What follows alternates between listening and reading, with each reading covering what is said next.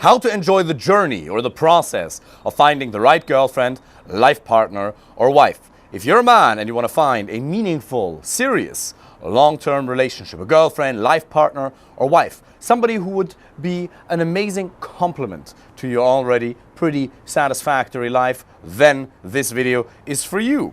Today we're going to talk about a couple of very important pieces that you will have to implement that if you ignore them, you're just not going to be able to enjoy the process. And unlike in business, in dating, you actually have to enjoy the process. In business or in your career, you can be kind of grumpy and go about a given task. You can complete a Word document, an Excel sheet, you can create a PowerPoint presentation. You can do the necessary tasks without being particularly emotionally bought in. That works.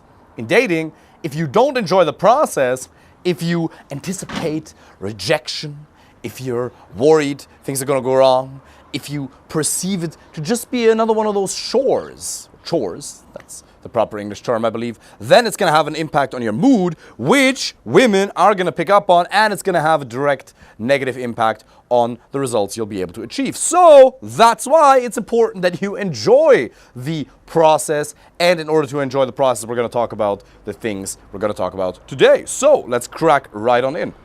Number one, you have to make a decision. You really have to decide to enjoy the process, even though what you actually want is the outcome. You didn't come here to date, most likely. Most of the people who follow my stuff, they're not particularly interested in dating a whole bunch of women. I get it, I understand it. You want an amazing girlfriend, life partner, or wife. Good. And I'm not telling you to go and date 100 women. That's not necessary. But there will have to be some volume. You will have to commit yourself to enjoying the process. I mean, think about it this way. If you go to the gym and you just hate going to the gym, at some point you're going to stop. Now, I believe, for me personally, I don't particularly like the gym. I go to the gym 2 to 3 times a week because I consider it to be hygiene.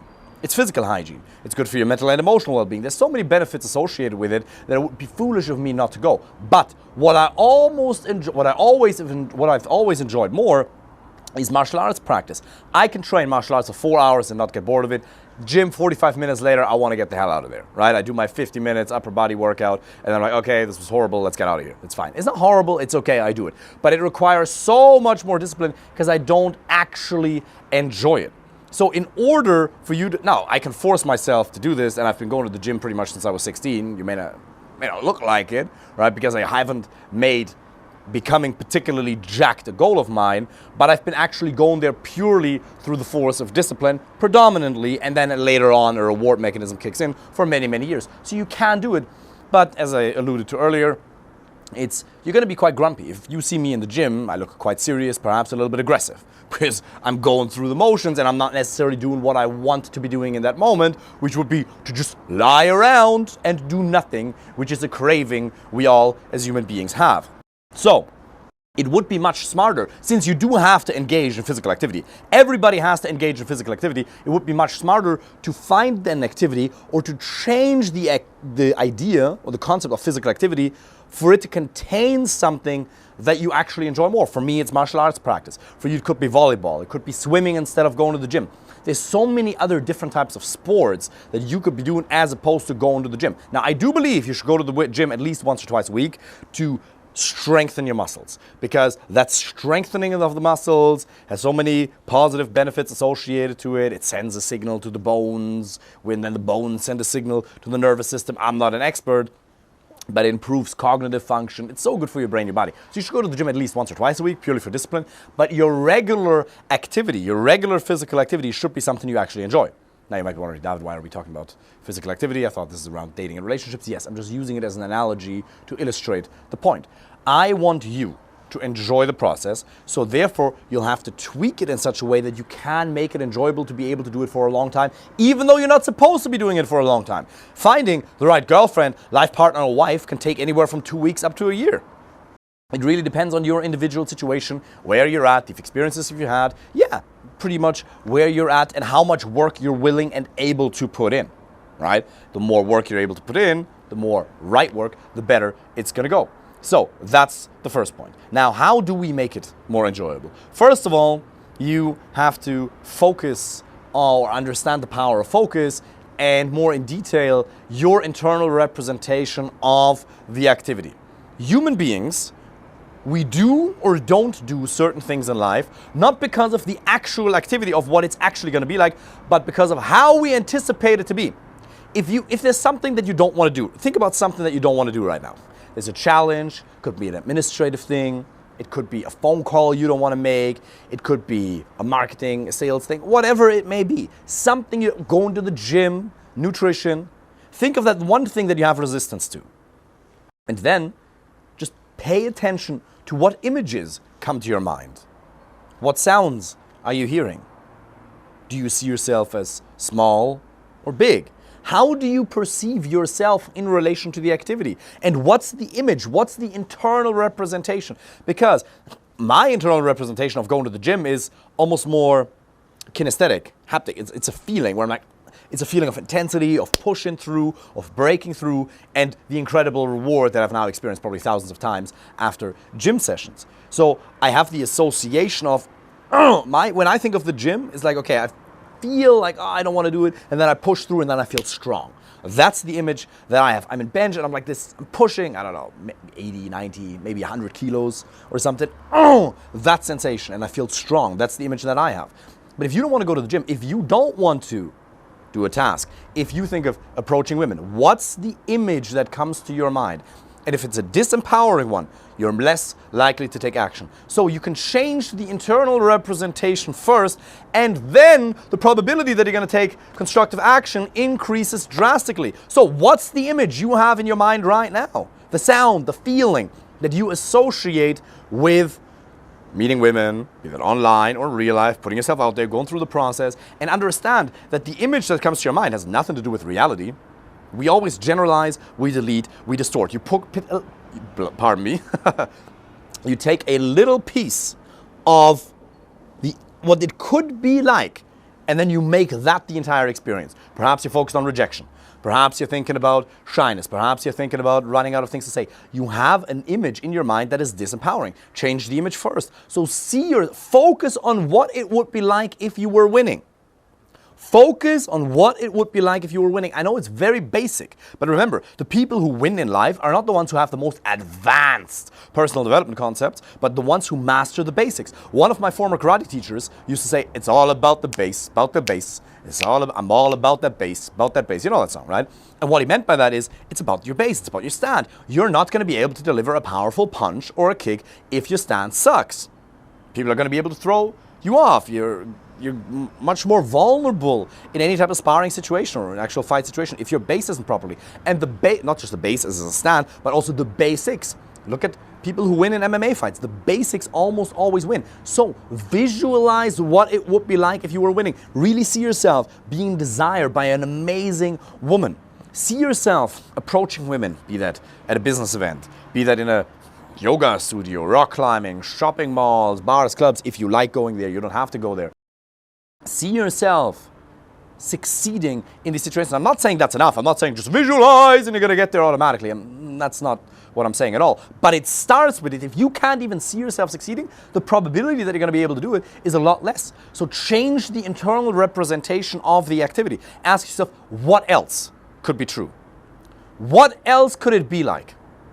What else could it be like if I won? If I were to enjoy this? My father he taught me this question at a very young age. I don't know how old I was. I must have been 10 years old or something. My parents, both German, both work in the medical field, very intelligent, very loving people. My father, one of the most intelligent people I know. He once said to me, David, ask yourself when you're facing a task that may be a little bit difficult and you feel there's a little bit of tension inside, ask yourself, in German he said, was wäre leichter? What would be easier? What would be lighter? And leichter means lighter and easier. It kind of means both. So what would be lighter? What would be easier?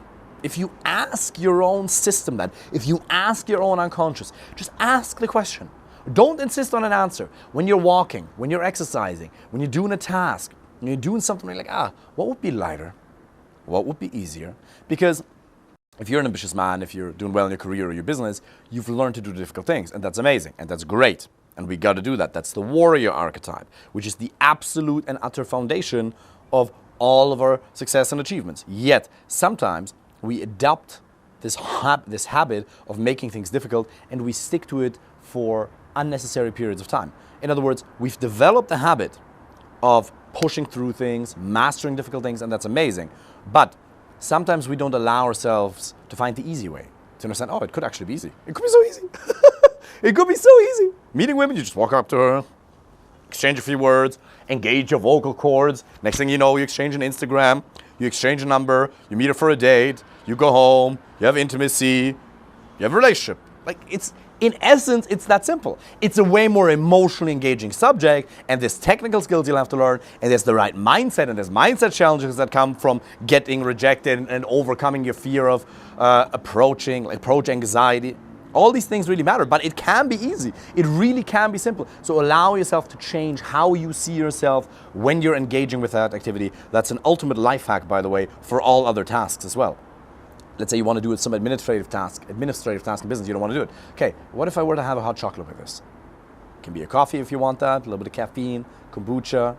What if I just had a little bit of, I don't know, what if I just washed my hands with warm water, which is actually shown to, this is actually nonsense, I'm not sure if it's shown. For me, it's been shown, and they've done similar experiments, but if you wash your hands with warm water sometimes, if you're feeling like a little agitated and it's not particularly warm outside, that can actually create or rather increase a sense of well-being. There's little things that you can do. Just ask yourself, what would be lighter?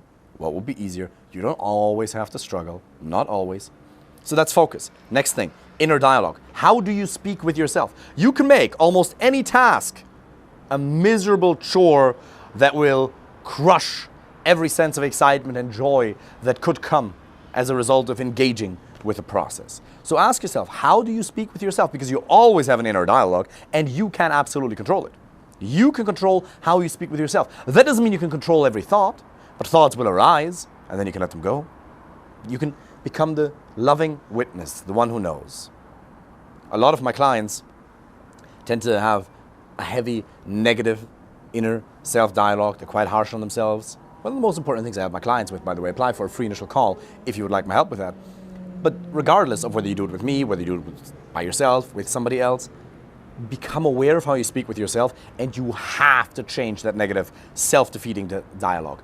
Nathaniel Brandon says, refuse to live in an adversarial relationship with yourself. It's crucial. You will not be able to attract women by being confident and positive if you have a self-defeating, negative inner dialogue. You have to change your inner dialogue. You have to catch yourself. Look at that. There's a little bit of negativity, a little bit of self-criticism. Now, don't beat yourself up for beating yourself up. So if you catch yourself beating yourself up, become the loving witness. Everything arises within space. You're the space within which all these things appear, at least in a metaphorical sense, if you want to put it that way. From a model, in terms of a mental model, it's quite helpful to see yourself as the space within which thoughts arrive. And you say, self-criticism. Interesting. Thank you for your opinion. Because understand, the fact that you're having a negative dialogue is good because it's showing you that you should improve. But too much of that just it increases your willingness to change, but not necessarily your own feeling of competence. And in order to succeed in dating, you have to feel very competent. So your inner dialogue is absolutely crucial. Next, challenge yourself, but don't overwhelm yourself. Any process, like finding the right girlfriend, life partner or wife, approaching women, online dating, texting, Instagram, all of that can be absolutely overwhelming if you push yourself too hard. And that's very subjective. That's different for you than for somebody else, even though the path is pretty much the same. I could ask you to do things. If I were to ask you right now to approach 3 women in a shopping mall and get one of her numbers, or at least try to get one of her numbers, you might say, David, I genuinely can't. Oops, pardon me. Excuse me, didn't mean to hit the mic. David, I genuinely can't. My heart is beating, my palms are sweating. There's like this fearful sensation in my head. What are other people going to, it's too much right now, I can't. Some people are going to say, yeah, of course, no problem, right?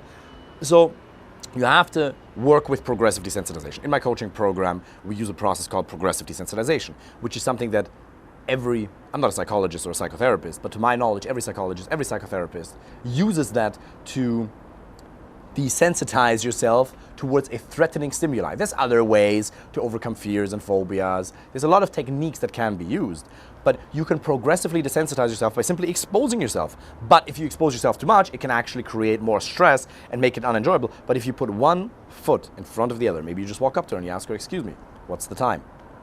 Thank you so much. Excuse me, how do I get to McDonald's? Shouldn't be going to McDonald's. Excuse me, I'll take that back. Excuse me, how can I find the next smoothie place? Okay, you walk up, you ask for directions, you ask for the time, you can break that down. I have a whole separate 28-minute video on my YouTube channel here on how to overcome your fear of approaching women. You can go and check that out if you like. But you can enjoy the process by simply putting one foot in front of the other. Now, you don't want to just be comfortable all the time. You do want to challenge yourself. You do want to be comfortable, because by doing what's uncomfortable, you don't just leave your comfort zone, you actually expand it. Because, oh, you got to leave your comfort zone. Yeah, but I want to be comfortable. Yes, by doing what's uncomfortable, you expand your comfort zone. And what used to not be in your comfort zone is now part of your skill set, part of your competence, part of your comfort zone. But you want to challenge yourself. You have to be willing to endure a little bit of emotional discomfort. Not so much that it's too much, right? That's why coaches and mentors can be very helpful to tailor that to yourself. But even if you do it by yourself, which might take you another 5 or 10 years, do you really want to spend that time? You can. You can absolutely figure it out. Nobody needs a coach. You don't need a coach. Nobody needs coaches. Nobody needs mentors. But if you want to achieve a certain outcome in a fast period of time, yeah, it may be extraordinarily helpful. It may even be necessary if you want to achieve a certain goal. You don't need it to be okay in life. You don't even need it to be happy. You can be happy right now. If you meditate for half an hour, you can be perfectly happy right now. But if you want to achieve certain outcomes, there's certain skill sets that are absolutely learnable, that people like myself have dedicated their entire life to, and have spent years and years and years learning it for themselves, teaching it to clients, in my case, from 28 countries all around the world, that you can just borrow within 3 months, 6 months, a year, 2 months, whatever your timing may be. You can just suck it up. Suck it up, I'm not sure if that's the right word. You can just internalize it, you know? And you don't have to go out there and make all the mistakes that people like myself have made. So coaches and mentors are really, really helpful. But coming back to that, nonetheless, if you want to do it, challenge yourself, but don't overwhelm yourself. You be that online or in real life. Another one, by the way, speaking of online, is don't tie your self-esteem to your online dating results. Obviously, you can create amazing results with online dating if you set up a profile the right way, if you have the right kind of pictures, status, lifestyle, social proof, all of that. You have the right bio, you mention your job title, you build it in the right way, you understand how the algorithm works, you just figure it out, right? You dedicate yourself to figuring out. You can get fantastic results, but I don't want you to tie your self-esteem to the results you're getting on online dating apps. Because so many men, they suffer so much because they think, wow, I must be an undesirable piece of something, because I'm getting no results. And let me tell you something, that either, if you're not getting any results on online dating apps, there's 2 reasons for that, okay? And for most people who are watching that, it's the first. For some, it's the second. It's either because you haven't developed the skill set, you haven't mastered it. Simple. You're doing it the wrong way. You're doing it the wrong way. And if you're doing it the wrong way, obviously you're not gonna get the results you want. If you go to the gym the whole time, 5 days a week, but you only consume 50 grams of protein if you weigh 80 kilos, you're not gonna build a substantial amount of muscle. Just a simple mistake. Increase your protein intake, okay? Make sure you got like a sufficient amount of calories plus protein, and you're gonna increase muscle. Simple. It's a formula. There's formulas to make it work. That's one. Or there's a subset of men, gonna be completely honest, who are not gonna do well on online dating apps regardless, who will have to learn to meet women in real life, because in real life, you have nonverbal communication. On online dating apps, all she can see is your pictures, okay? And if you are not the most handsome man on earth, not the most handsome, actually quite the opposite. If you fall into like that bottom, whatever, 10, 20% of facial symmetry or attractiveness, just like objectively, again, there's a lot you can do with outfits and hair and beard and all of that, right? But let's say you fall in, let's say you optimize the shit out of those dating apps and still it is not going well, then you'll have to learn to meet women in real life, because the way you look matters a lot less in real life than on online dating apps. On online dating apps, that's 90%. Your pictures, 90% of the game. 10% bio, well, there's obviously a part of it which is using the dating apps in the right way, but just speaking in terms of the power of the profile. But in real life, you have nonverbal communication, you have your voice, which is an incredibly powerful instrument. There's so many ways to learn to use it, right? You can do so many things that you can't do on online dating apps to convey your personality authentically and effectively. So do not tie your self-esteem to your online dating results. Very, very important. They're not related whatsoever. Whether you're desirable as a man has nothing to do with how desired you are on online dating apps. I think we're running out of time. One more quick one. It always takes more volume than you think. You have to be willing to put in the work. It takes more reps than you think, but it's going to take 2 weeks, a year, anywhere in between 2 weeks and a year, right? That's kind of like what I've seen. Those are the extremes that I've seen in my coaching program, for example. But it's not just a numbers game. It's a skill set. You can learn it. You can absolutely do it. There's nothing wrong with you if you haven't been able to do it by yourself. If you want me to help you with that personally, simply apply for a free initial consultation call. During that call, we're going to take a look at your individual situation. We're going to create a plan based on where you're at, you specifically, not somebody else, not John. If your name is John, maybe. But we're going to take a look at your situation, look at, okay, what are the mindset problems you're having? Where are the sticking points in your situation? And we're going to find you an amazing girlfriend, life partner, or wife. Sincerely wish you all the best. Take care.